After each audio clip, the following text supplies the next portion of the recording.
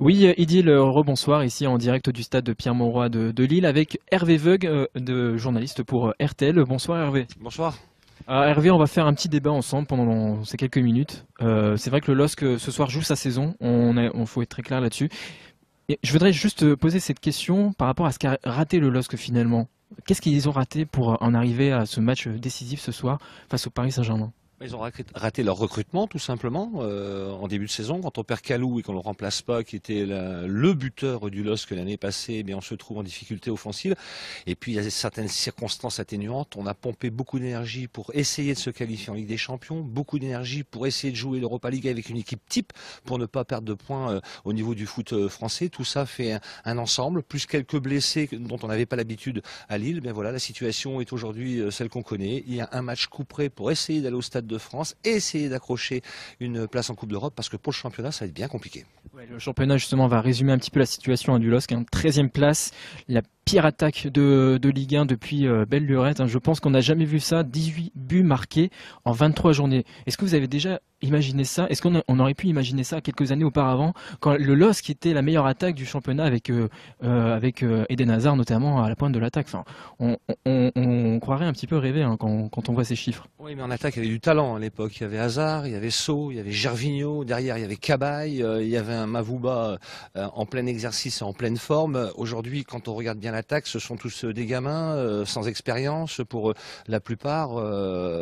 Donc qu'est-ce que vous voulez faire? Il y a un état de fait en ce moment, c'est que le LOSC vit une période de transition difficile, qu'il n'a pas réussi à trouver ses attaquants, que les attaquants qu'il avait sous la main n'ont pas été très bons. Origi en particulier, qui va partir à Liverpool à la fin de saison, qui a été acheté très cher par Liverpool et qui n'a pas confirmé cette bonne demi-saison qu'il a eue l'année passée. Bien tout ça fait un contexte que Lille, quand il gagne 1-0, c'est beau, mais souvenez-vous des scores avec Hazard, c'était 2, 3, 4-0, ça marquait dans tous les sens. C'est pour ça qu'on est champion, c'est pour ça peut-être que Paris ou Lyon ou Marseille, les meilleures attaques seront championnes.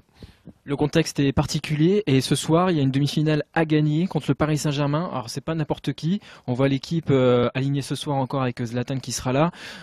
Ça va être compliqué, enfin je pèse mes mots un petit peu, mais c'est vrai que ce soir c'est quasiment mission impossible face à ce PSG là. Alors c'est jamais mission impossible parce qu'on se souvient qu'en championnat ils avaient réussi le 1 partout. On se souvient que l'année passée il y avait eu 2 matchs nuls contre le Paris Saint-Germain. Donc Lille est un petit peu la bête noire des matchs nuls du Paris Saint-Germain. Mais c'est vrai que quand on voit la force offensive du PSG, alors je ne sais pas, ou Lavezzi, ou Cavani, ou Lucas, ou Pastore, bon il y a du talent là, il y a du talent. Normalement le Paris Saint-Germain doit se qualifier sans souci. Seulement en face il y a une force mentale, il y a un objectif, il y a une carotte, cette finale au Stade de France. Alors sur un match, puisque Bastia l'a fait 4-2, puisque Guingamp l'a fait 2-1 en championnat, pourquoi pas Lille?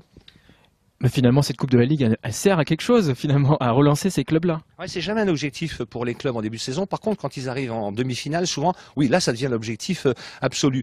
Mais le LOSC n'a pas est toujours bien rentré dans cette compétition, contrairement à la Coupe de France où il y avait beaucoup de blessés en 32e de finale à Bastia. Donc le LOSC a vraiment envie de sauver sa saison parce qu'on a posé la question hier à René Girard. Bon, il l'admet, en championnat, ça va être très compliqué. Il sera pas champion, ça il le sait. Au moins revenir sur les 3 premiers pour espérer quelque chose en Ligue de Champions, c'est mission impossible. Surtout quand on marque pas de but. Ce soir, il faut un petit but. Un seul petit but et gagner 1-0, voire même faire 0-0, aller au bout de la nuit. Il fait froid, hein.